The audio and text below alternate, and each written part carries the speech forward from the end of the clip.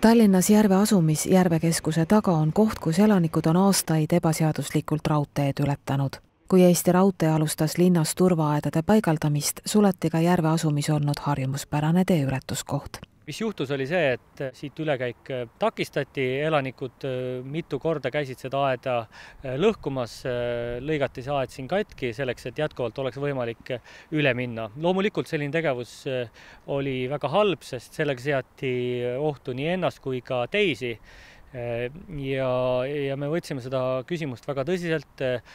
Meil toimus mitu nõupidamist Tallinna Kommunaalametiga ja Eesti Raudteega ja hea meel on teatada, et tänaseks siis lahendus on olemas.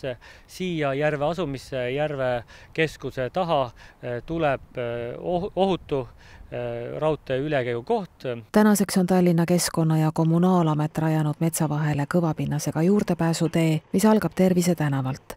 Peagi saab paigaldatud ka valgustus ning algab ohutu ülekäigu ehitus. Eesti Raudtee alustab ülekäigu ehitustöödega novembrikuus ja meie sooviks ja eesmärgiks on, et kõikidel nõuetele vastav ülekäigu koht valmib käesoleva aastanumbri sees.